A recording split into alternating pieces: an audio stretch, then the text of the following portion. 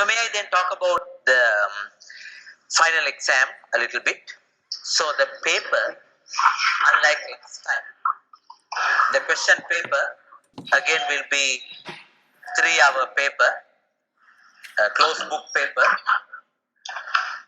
and this time it will have part 1 and part 2.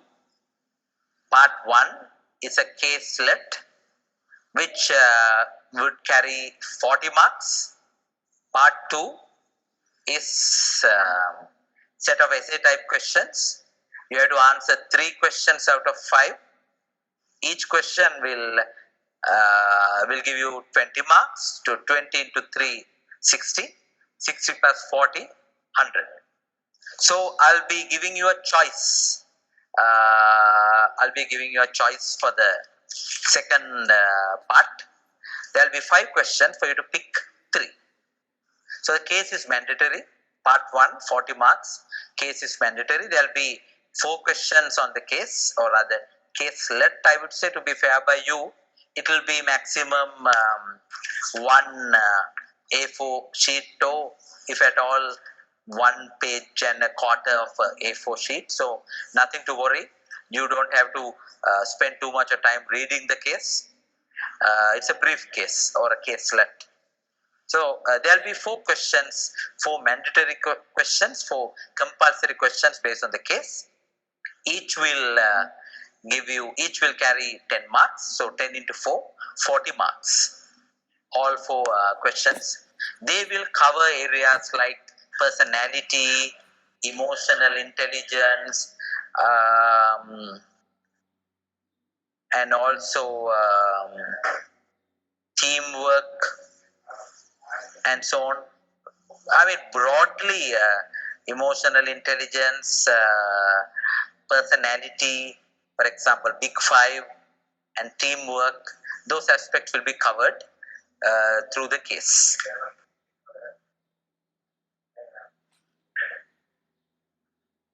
Okay, and part 2, you have to answer 3 questions out of 5.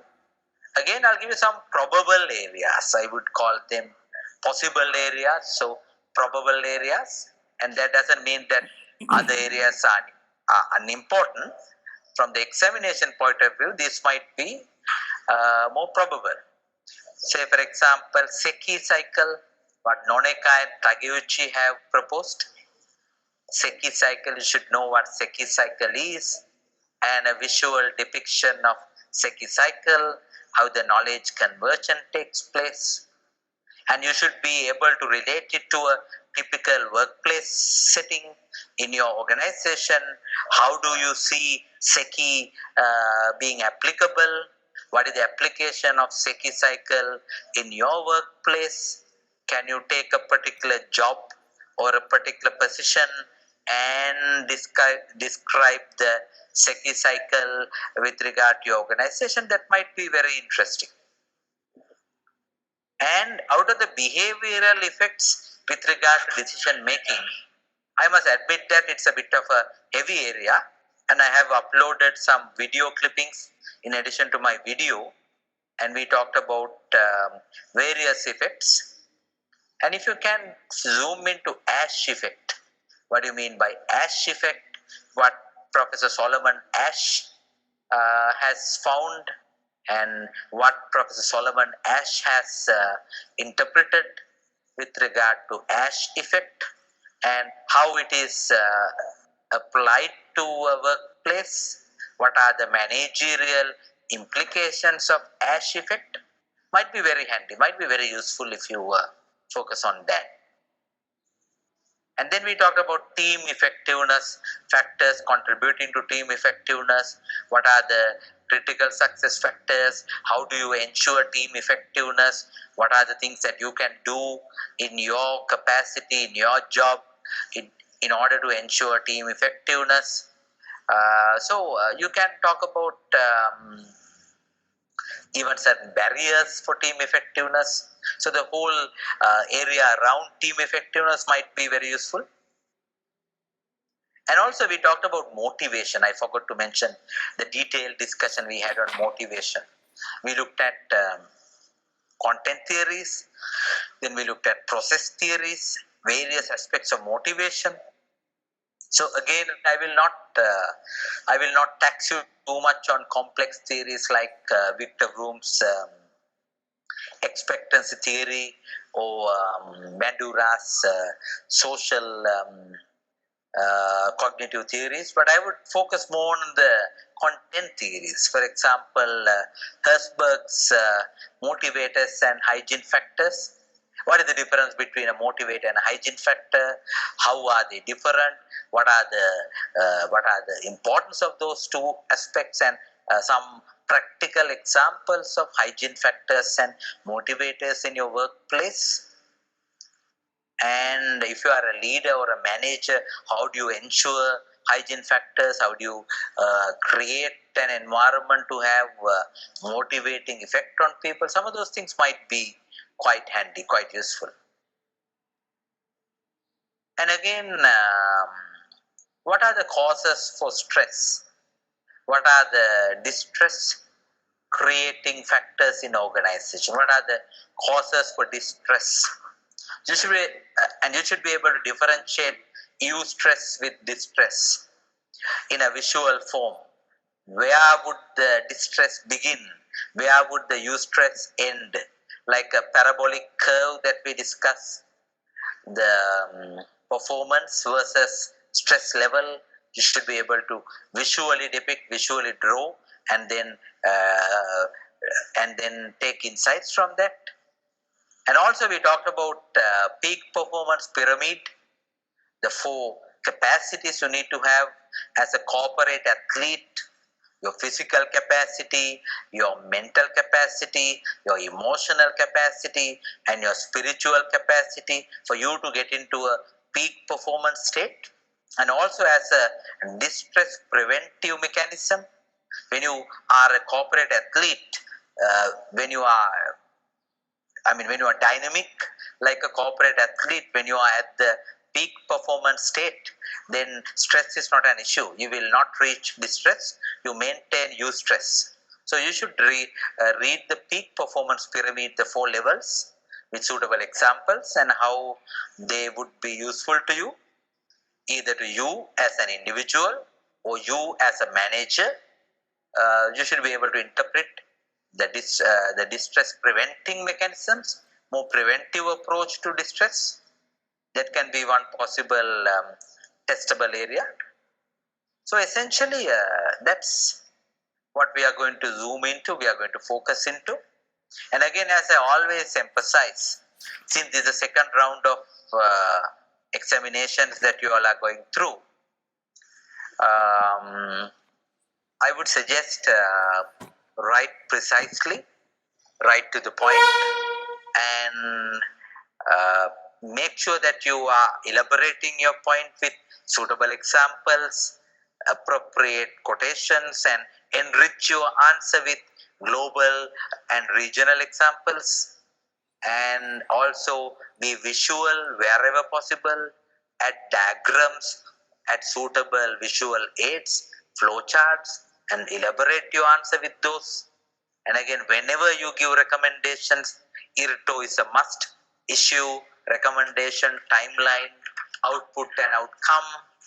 And again, don't be stingy. Don't try to save planet by saving papers. Start a new question in a new page and write the question number clearly, legibly on the left side of your left margin of your paper.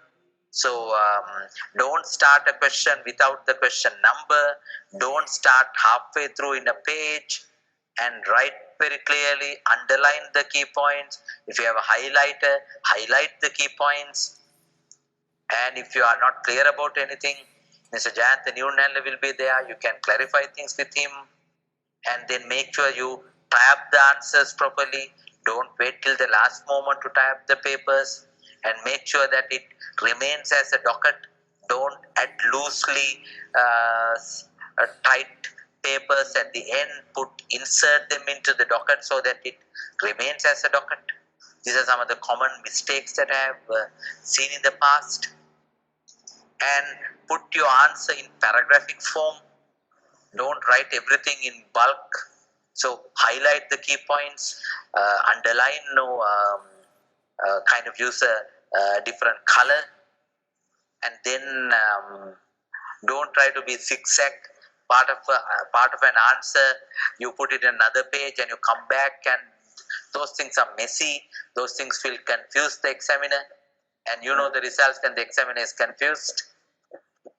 So some of these things, attention to, staying focused and pay attention to details. Some of these are very important, very useful. So what I will try to do is that, nice, of course, it's very nice to get it connected again. Hope you all had a pretty good session with marketing and now getting ready for the exam. Now, exams are on the coming weekend, you know that, no? Not the immediate one, week after. Yeah? That's right.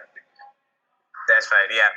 Now, since we have gone through the 10 chapters, I hope that you all have skimmed through all the chapters. So I'll just, the next few minutes, give you some indicative focused areas where you should really focus on for the exam.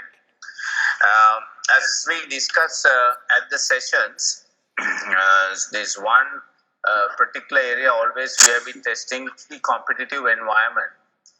And before that, I want to tell you very important thing for the marketing one. Whenever you all answer, try to answer with examples, because don't study the any module in isolation.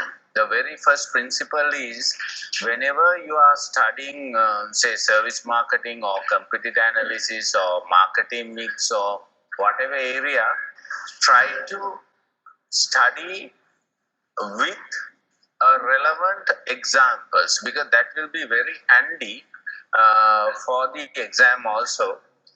And that's why during the classes also, I tried my level best to give as much as possible the examples. That will be more that will be very, very useful at the exam, because there will be almost everything that will be tested with the real-time, real-life examples. Okay.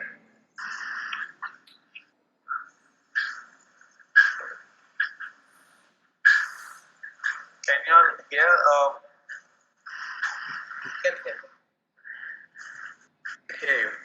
We can hear you. Okay. So are you clear with that?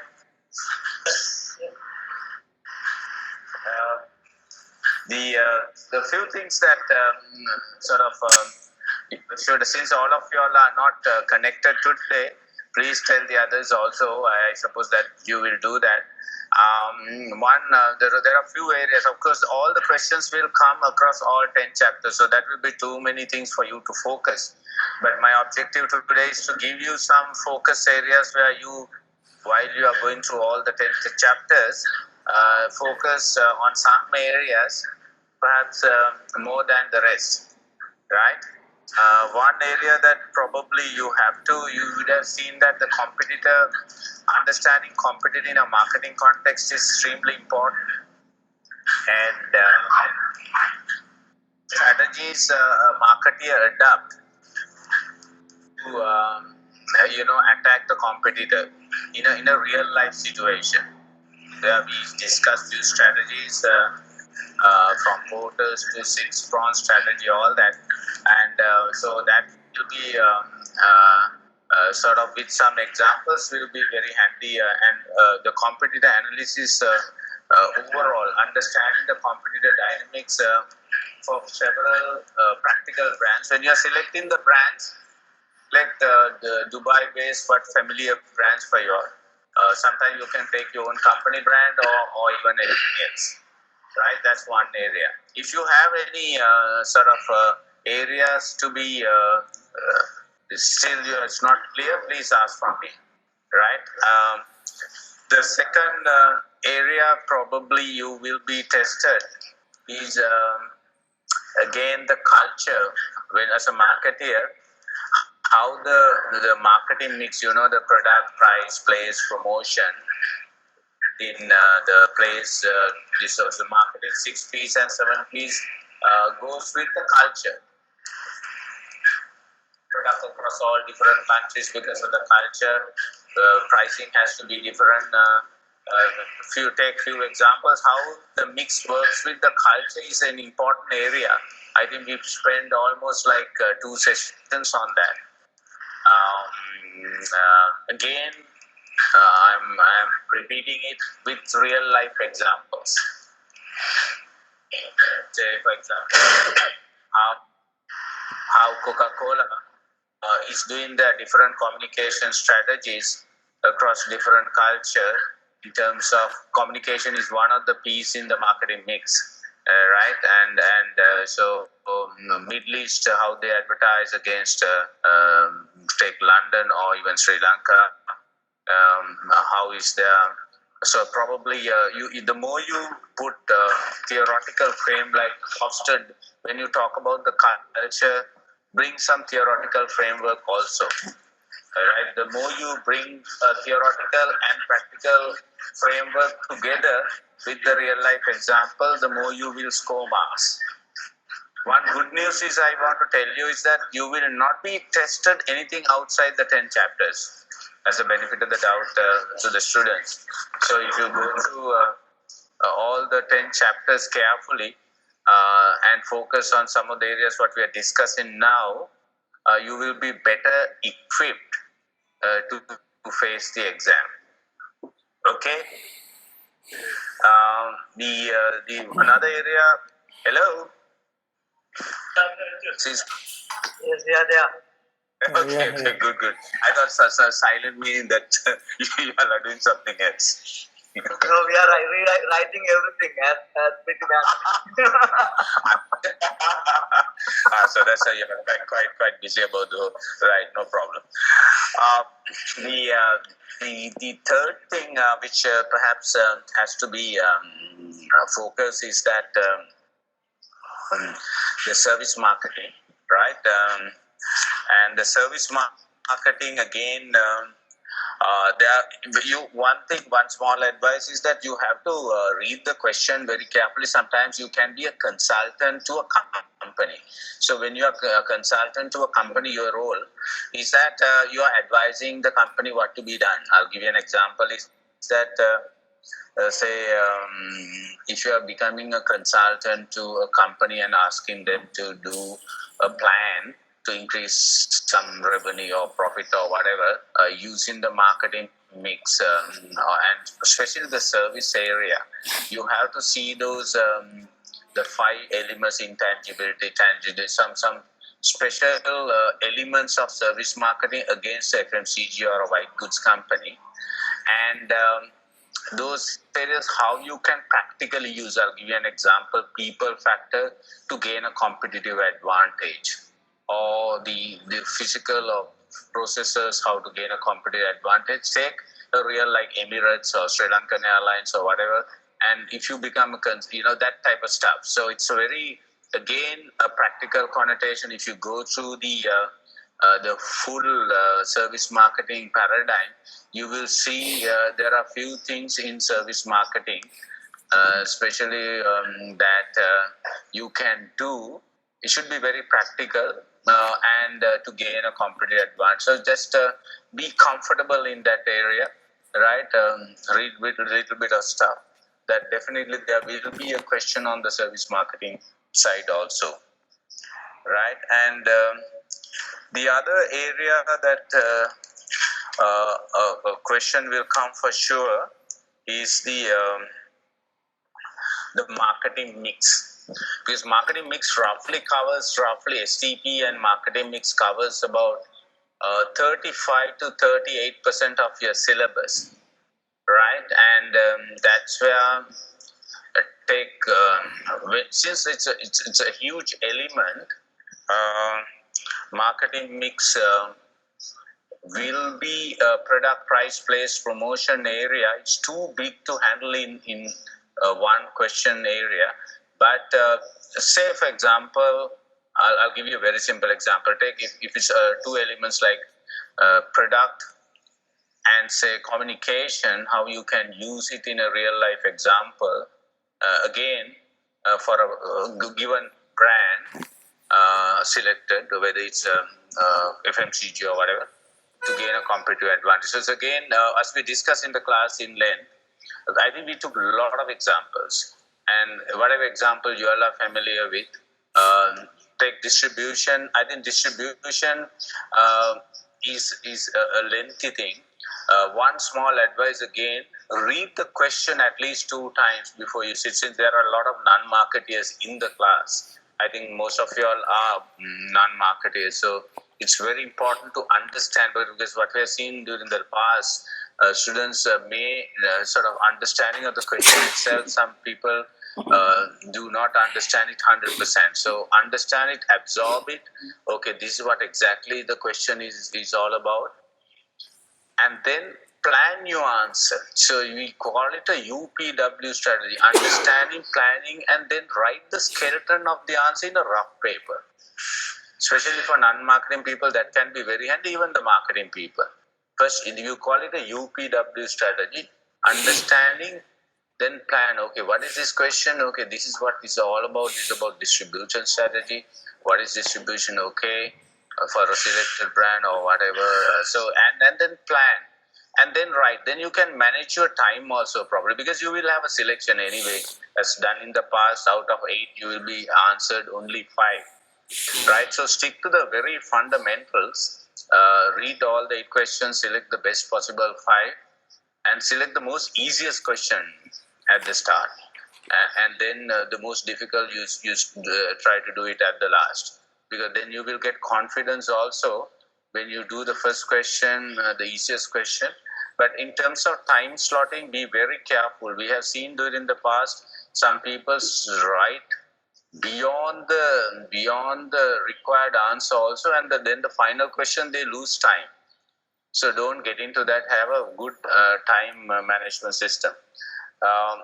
So marketing mix, again going back to see how marketing mix could be applied to different scenarios. Please read it in length with STP: targeting, segmentation, and positioning. A good example that we took it was which one? McDonald's, which target this thing, and how they are positioned in different countries, what sort of segments. So when you do that, probably since you have done your assignments and the presentation, it would have been, it was very much detail covered. So what you have done in your presentation and the individual assignment example, you can bring it to your, you can rewrite in your answer. There's nothing wrong in that. You got my point? Yes. Because you are quite familiar with those examples, quite familiar with those sort of, since you spent some time on the presentation. So bring it back to the same examples in your individual assignment, the exam. Absolutely, you will not lose any marks, and that you will be more comfortable also. So wherever it's possible, you bring that. Okay, just to continue where we stopped, we were discussing about the marketing mix, and that's about STP and marketing mix, roughly about 4% of your syllabus. Now these, take for example, pricing. There are different types of pricing strategies which we discussed. I think that we went into details like skimming pricing strategies, what do you call it, cost plus, all that. So how those things apply in a day-to-day business environment, taking a brand of your choice, right? So that it can be always remember when you apply to those strategies, it's not really one strategy companies adopt. It can be a mix of strategies, 2, 3. They adopt penetration plus a cost plus strategy kind of stuff. So it's very, very important that you really have always be close to the ground reality rather than just getting one strategy in isolation. I'll give you a classic example. most of the companies, like almost every company, look at the cost and put a margin. So that's a given. So that's one. But then they will look at it in different angles, whether what is exactly the pricing objective. So that's an important area that you have to go through and see how companies do their pricing strategies. And always remember that there will be at least two elements in the marketing mix will be tested in a given question. Say pricing and distribution. Then when it comes to distribution based on the products, whether you are going for 100, like in Sri Lankan context, 140,000 outlets, or like Procter and Gamble, whenever they enter to a country, they go to the supermarkets based on their product range, right? So people will take biscuit manufacturers in Sri Lanka, small biscuit manufacturers. They have a regional distribution system, not like Maliban and Manchi. Maliban and Manchi is across the country. So it's very much the distribution strategies also based on the product, based on the competitor dynamics. Like ice cream, if you are distributing, you have a different complete strategy. So it's look at that again on based on the product, based on the competitor, based on the country, based on the sort of nature of channels. Now, don't miss very important elements of channel.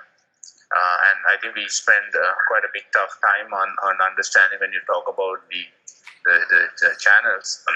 Is again a simple example. Again, I'm just saying shampoo could be sold in modern trade, GT, pharmacies, and then salons, and then you can sell it in hotels. So all these things you have to have different pack sizes, different price points, etc., etc.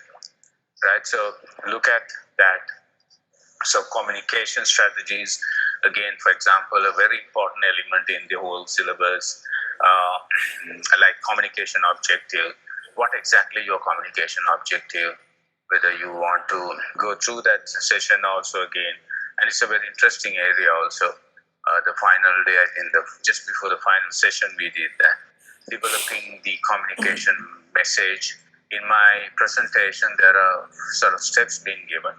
And take some of the brands that you're familiar with, whether it's a shampoo or a toothpaste, or always FMCG brands will be much more familiar than the service brands. But even service brands is okay, like any hotel or any airline or whatever, how they do and what are the key steps in terms of developing a communication. You must be familiar with the promotional mix.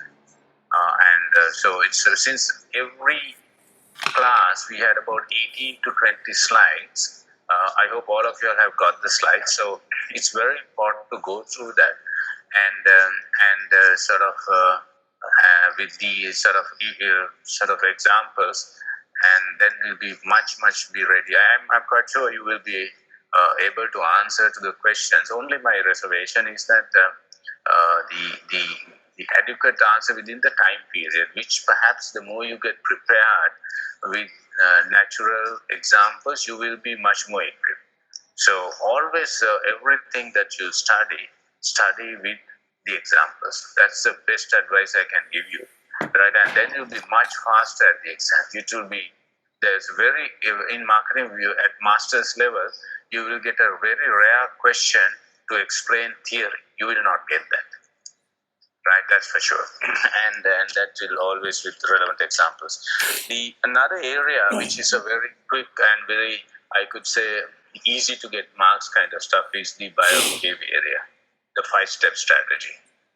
And take one example, 2 examples, do it for a chocolate, do it for a white goods. What are the 5 steps from need recognition to information search to information evaluation to make the purchase decision? So very 5-step clear-cut stuff, how a marketer do it, and so when they do information search, for example, like if you're buying a chocolate, you may be talking to friends, you may be going to the retailer, you may be seeing advertisements. So if I'm working for Cadbury, I should know when they look for information that you should get exposed to that information. If you are buying a car, I should know that I'm working for Nissan or BMW. That okay, he's talking to friends. He's going to agency places where the car displays are there, and they go to the websites. Now in Sri Lanka, I heard that anything some car websites are pretty popular, and there's a lot of transaction happens through that. So then I should make sure that you are exposed to that information when you are looking for information. Right, so look at that very important. And post-purchase evaluation, for example, again, how you get post-purchase evaluation is very important. Take, for example, especially FMCG product. If you're unhappy, then you may not really get a feedback. He will go to a different product. So how you can get a post-purchase evaluation? Sometimes what happens is that you can do authentic research. Sometimes you can get EPOS data from very commonly, like in Dubai, for example, I think Carrefour.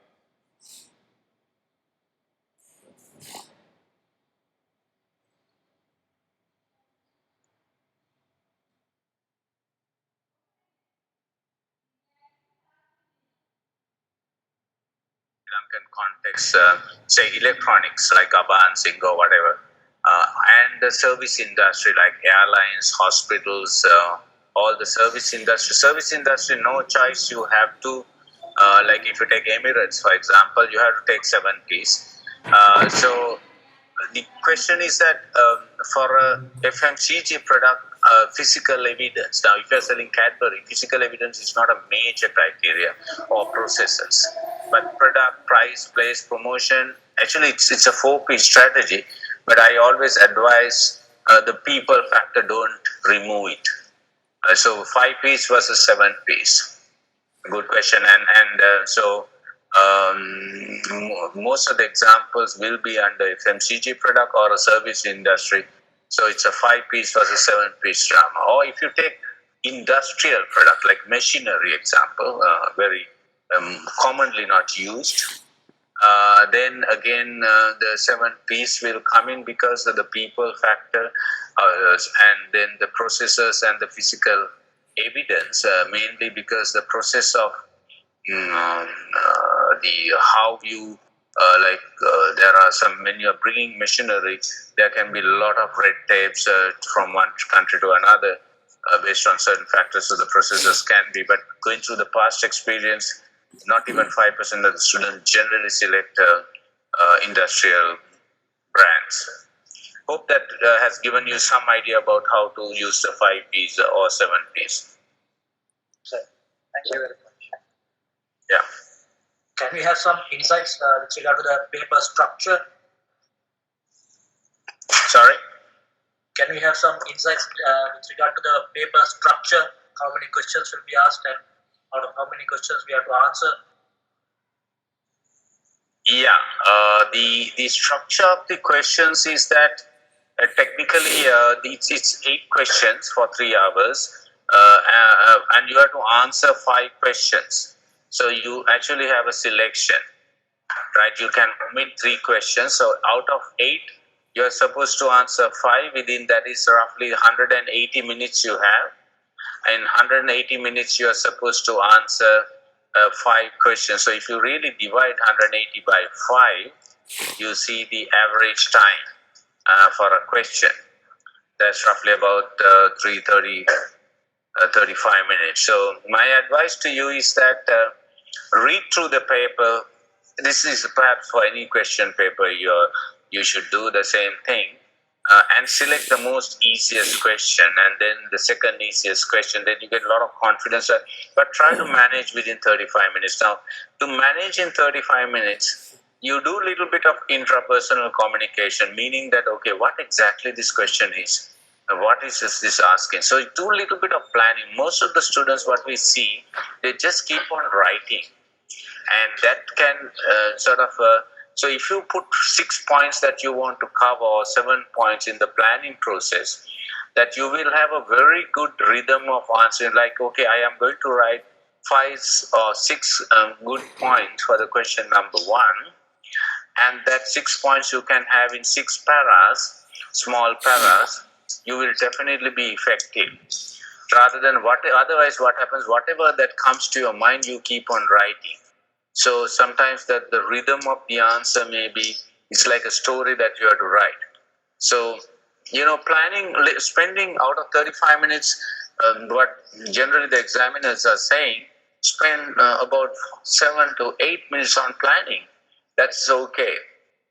That's perhaps much more sort of your answer will be very efficient. But again, on the other hand, if you when you are writing, if you go beyond 35 to 40 minutes, it is like the probability of losing overall marks will be greater, meaning that the final question you will be rushing. So, because all the questions are given equal marks, it is very important that you give quality time for all 5 questions. It's better you try all 5 questions given adequate time rather than putting 3 questions writing extraordinary more than what is required. Because anyway, out of 20 marks, if you write a brilliant answer, still you will get 18.5, 19 or whatever, a brilliant answer. But anyway, most of the average answers will get 12 to 14. So it's better to score your marks by answering to all the 5 questions in adequate sort of time level. So please do that. Yeah. Okay, you answer sort of. Any other questions? Any other areas you want to?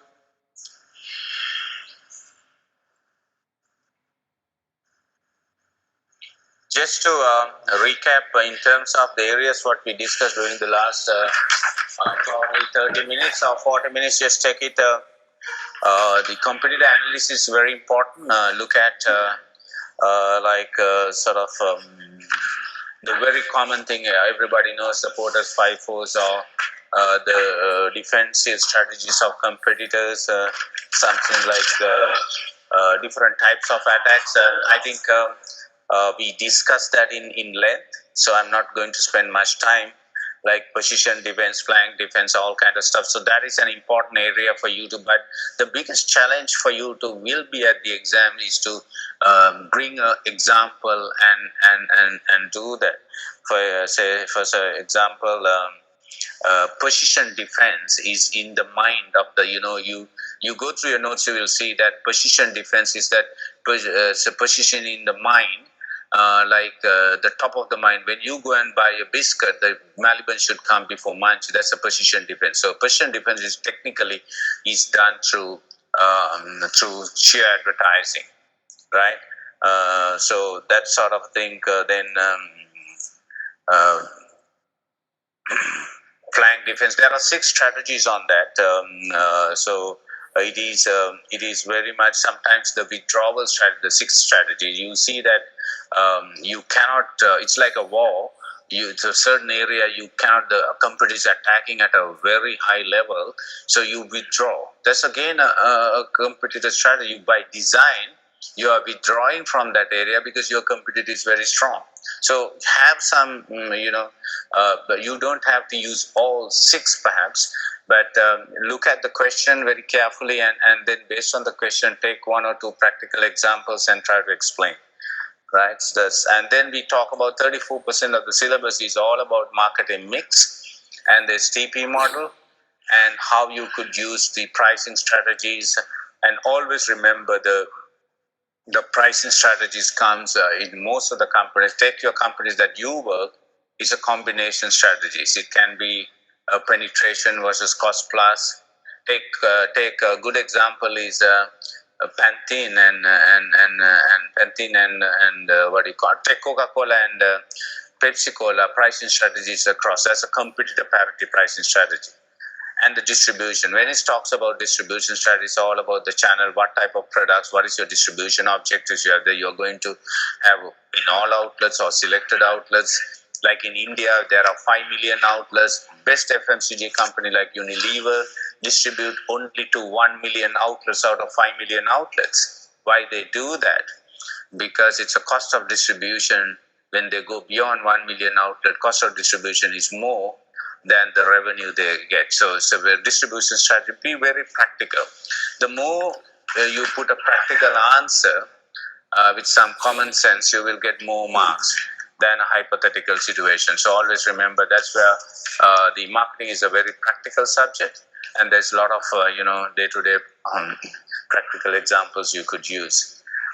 Communication regarding the most common thing, especially for non-marketers, is about advertising. So we discuss about how to develop a communication sort of a strategic platform from communication objective. My communication objective is to increase the awareness.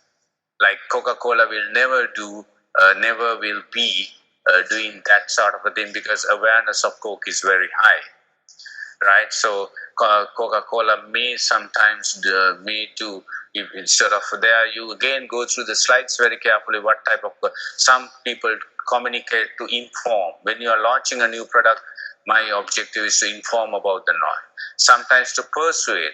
My communication strategy is to persuade to buy. So it's about a price offer, especially during the Single and New Year, that kind of stuff. So the communication objectives, then developing the message, developing what sort of channels I'm going to use to do this, TV, radio, press. Take your own companies. Some companies may not use TV because it's a costly operation.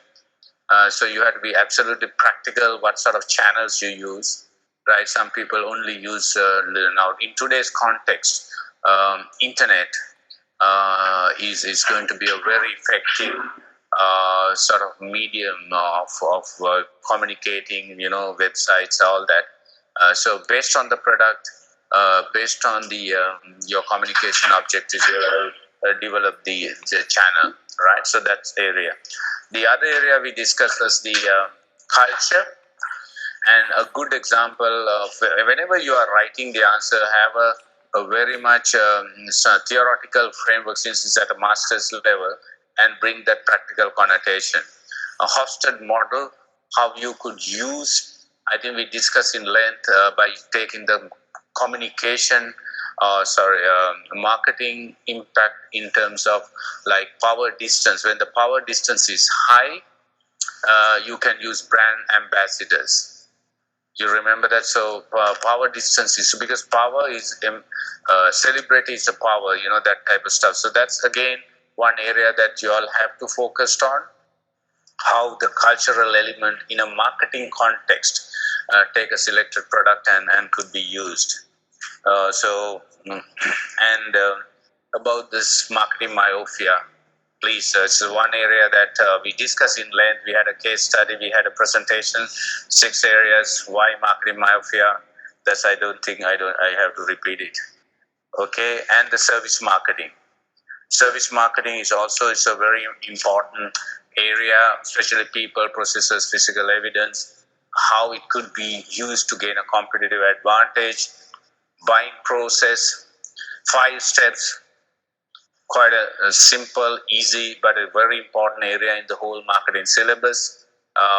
And then finally the standardization and all that. So it's a adaptation versus standardization, especially in today's context. See, even tonight, if you go and watch TV, how many communication, mostly multinational brands are now standardized communication. What are the key challenges in standardized communication? By far, the language is a challenge. Take some example and try to understand. Cultural beliefs, norms, all kind of stuff. If you sit in the brand office and you're operating in 100 countries, I always prefer to have standardized communication. But what are the key challenges I face? So look at it in a very practical dimension. So I hope this has given you some flavor of what you are going to face in about 10 days' time. Hello? Thank you very much. I can see some very nice faces here. Okay, so any questions before we wind up?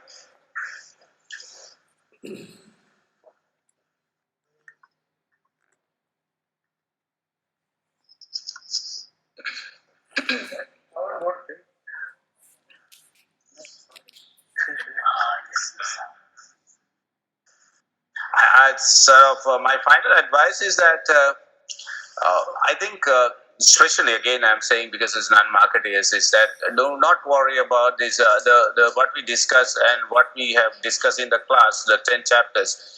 Always the questions will be very focused on that, and we'll always try to give the benefit of the student if there are any this thing. So very much we don't want to really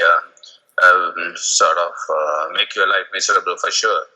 And I just came through some of the presentations, but during the weekend I will go through and try to give the marks before. Probably I cannot promise you, but before the exam, if it's possible, I'll try to do that. But the presentations looks pretty good, so you can have some confidence. But I haven't gone through all that, so probably during the weekend or after that I'll do that. So any final question, or otherwise we'll wind up? Mr. Ravi? Yeah.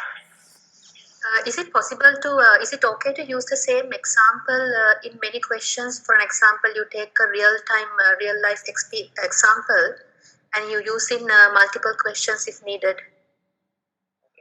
You can use. The thing is that most of the questions are formatted in such a manner. The same, take example, Coca-Cola, if you're using in the STP, and then again on a marketing mix distribution, it doesn't matter. Same example will be used in different ways. So therefore, invariably you will use the same example, but since the questions are formatted differently, so there are different things you'll be writing on the same brand. That's what I meant. Like you can use the same brand to describe different scenarios. Yeah, absolutely no issue, and that's very common also in most of the answer scripts. There's nothing wrong in that. Okay. Absolutely no problem. Okay. Thanks a lot. Thank you very much. So wish you all the best, and enjoy the studies and enjoy your MBA journey perhaps. Thank you very much. Okay, bye-bye.